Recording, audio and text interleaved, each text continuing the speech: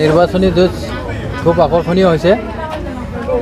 আমাৰ UPPLৰ লগতে BJP, BPF সকলোৱে মানে তীব্ৰ প্ৰচাৰ অভিযান চলাইছে।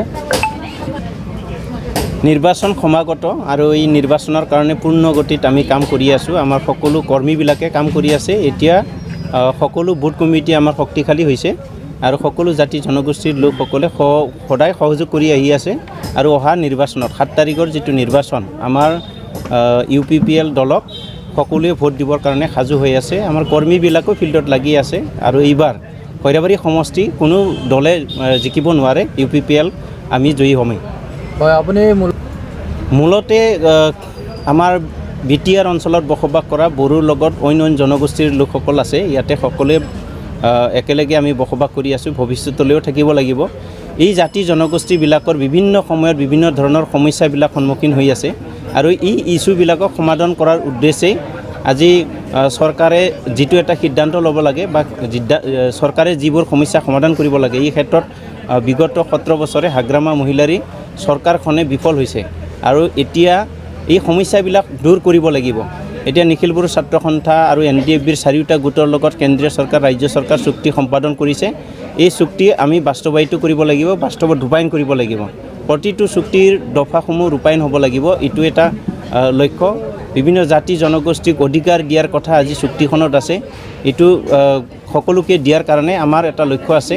সকলো জাতি জনগোষ্ঠীৰ লোকসকলে যাতে ইয়াত বসবাস কৰি পেলাই শান্তিকৈ জীয়াই থাকিব পাৰে, সুখেৰে জীয়াই থাকিব পাৰে আৰু তেওঁলোকেও অনুভৱ কৰিব পাৰে যাতে যে ইয়াত বসবাস কৰাটো আমাৰ কাৰণে ভাল হৈছে, আমি উন্নয়নৰ মুখ দেখিবলৈ পাইছোঁ, এনেকুৱা অনুভৱ যাতে হয়, এইটো আমাৰ প্ৰধান লক্ষ্য।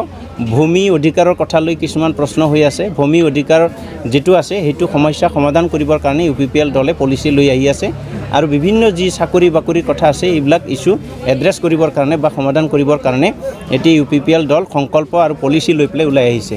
গতিকে এইটোৱে আমাৰ প্ৰধান লক্ষ্য আৰু ইয়াত দুৰ্নীতি হৈছে, ভ্ৰষ্টাচাৰ হৈছে, অপশাসন হৈছে, এইটো শেষ কৰিব লাগিব। তেতিয়াহে আমাৰ নিবনুৱা সমস্যা সমাধান হ'ব।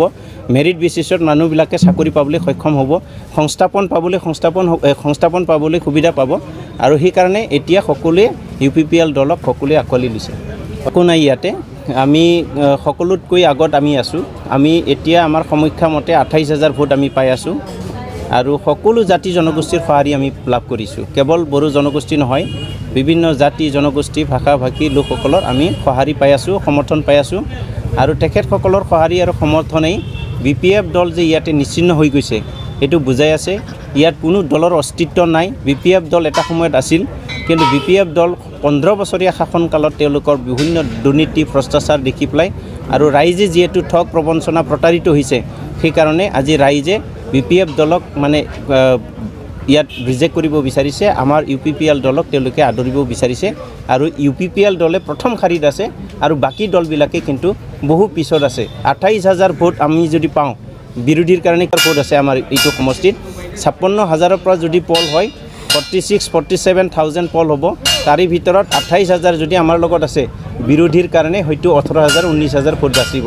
বিৰোধী বুলি কওঁতে BPF আছে, BJP আছে, GSP আছে, গণ সুৰক্ষা পাৰ্টি আছে, এই আমাৰ নিৰ্দলীয় পাৰ্টি আছে আৰু ইফালে মানে VPI আছে। সেইকেইটাৰ মাজত 18,000 ভোটটো মানে ভাগ কৰিব লাগিব আৰু বাকী আমাৰ 28,000 আছে। গতিকে ইয়াত কোনোৱে প্ৰত্যাহ্বান নহয়, কোনোৱে চেলেঞ্জ নহয় আৰু কাকোকে আমি ইয়াতে এতিয়ালৈকে আমাৰ কাৰণে কোনোবা ডাঙৰ শক্তি আছে বুলি আমি ধৰি লোৱা নাই। হয়, তেওঁলোকে এটা ৰাষ্ট্ৰীয় দল হিচাপে তেওঁলোকেও নিৰ্বাচন খেলিব, এইটো অধিকাৰ সকলোৰে আছে। ৰাষ্ট্ৰীয় দল, আঞ্চলিক দল সকলোৰে অধিকাৰ আছে আৰু তেওঁলোকে ইলেকশ্যনত অংশগ্ৰহণ কৰিবই, প্ৰাৰ্থিত্ব আগবঢ়াব।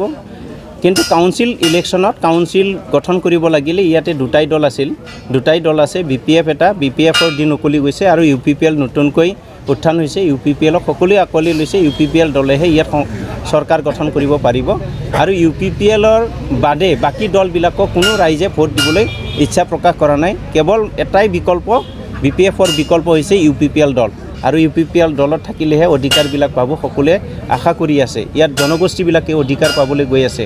ইয়াত সকলো স্তৰৰ ৰাইজে মানে অধিকাৰ পাবলৈ গৈ আছে। দুখীয়া দৰিদ্ৰ লোকসকলে অধিকাৰ পাবলৈ গৈ আছে।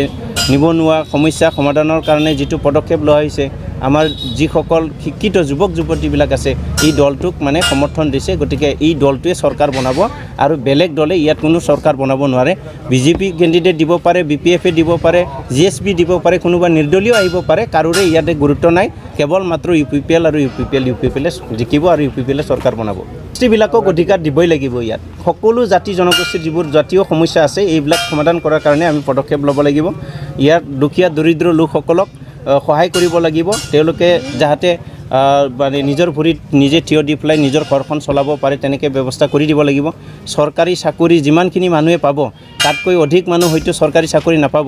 তেওঁলোকৰ কাৰণেও সংস্থাপনৰ ব্যৱস্থা আমি কৰিব লাগিব। ইয়াত ইণ্ডাষ্ট্ৰী স্থাপন কৰাৰ কথা আমি চিন্তা কৰিব লাগিব। ইয়াত ফেক্টৰী স্থাপন কৰিব লাগিব। ইয়াতে জব মানে কিছুমান অৰিয়েণ্টেড মানে কামবিলাক আমি আনিব লাগিব আৰু ফাৰ্মিং কৰি পেলাই মানুহবিলাকক এংগেজ কৰিব মানে আমি অৰ্থ উপাৰ্জনৰ ব্যৱস্থাটো কৰি দিব লাগিব। এইটোৱে আমাৰ মূল উদ্দেশ্য। দলে চৰকাৰ গঠন কৰিব, নিৰংকুশ সংখ্যাগৰিষ্ঠতা লৈ পেলাই চৰকাৰ বনাব। 28ৰ পৰা 30টা সমষ্টি এতিয়ালৈকে চিউৰ হৈ আছে আৰু ইয়াৰ সংখ্যা, বিজয়ৰ সংখ্যা, চিটৰ সংখ্যা হয়তো আসনৰ সংখ্যাটো বাঢ়িব পাৰে, 35লৈ যাব পাৰে, কিন্তু 30লৈকে এতিয়ালৈকে 28ৰ পৰা 30লৈকে চিউৰ হৈ আছে। আমি চৰকাৰ বনামেই আৰু এই দলটো চৰকাৰ বনোৱাৰ ক্ষেত্ৰত ৰাইজৰে আশীৰ্বাদ আছে। ৰাইজে যোনফালে থাকিব সেইফালে চৰকাৰ বনাবই পাৰিব আৰু এইটো আমাৰ UPPL দলক ৰাইজে আদৰণি জনাইছে আৰু সকলোৱে আঁকোৱালি লৈছে। গতিকে UPPL দলৰ চৰকাৰ হ'বই। যি দলৰ ফালৰ পৰা যি দলৰ কৰ্মীবৃন্দই এনেকুৱা হিংসাৰ আশ্ৰয় লৈছে তেখেতসকলক আহ্বান জনাইছোঁ, তেনেকৈ কোনো হিংসাৰ আশ্ৰয় ল'ব নালাগে। আজি ইলেকশ্যন হ'ব, কালিলৈ ইলেকশ্যন শেষ হৈ যাব। আমি সকলোৱে মিলি পেলাই চলিব লাগিব। এইটো এটা গণতান্ত্ৰিক দেশ, সকলোৰে অধিকাৰ আছে। ইয়াত কাৰোবাৰ অধিকাৰটো দাবী ধমকি ভয় ভাবুকি দি পেলাই খৰ্ব কৰিব বিচাৰিলে এইটো নহ'ব। গতিকে এতিয়া ইলেকশ্যনৰ বাতাবৰণ চলি আছে।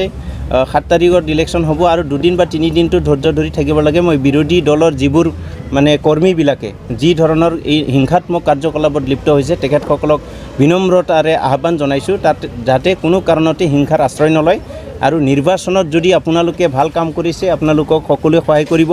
যদি আপোনালোকে বেয়া কাম কৰিছে আপোনালোকক মানে উত্তৰটো তেনেকৈয়ে আপোনালোকে পাবলৈ সক্ষম হ'ব। গতিকে আপোনালোকে তেনেকৈ হিংসাৰ আশ্ৰয় ল'ব নালাগে। কাকো ইলেকশ্যনৰ নামত যাতে কাকো তেনেকৈ আক্ৰমণ কৰা নহয়, কাৰো ওপৰত যাতে হাত নাদাঙে, কাৰো ওপৰত যাতে বেয়া ব্যৱহাৰ নকৰে, এই কথাটো মই এজন কেণ্ডিডেট হিচাপে আৰু কেন্দ্ৰীয় UPPLৰ অন্যতম সম্পাদক হিচাপে মই আহ্বান জনাইছোঁ।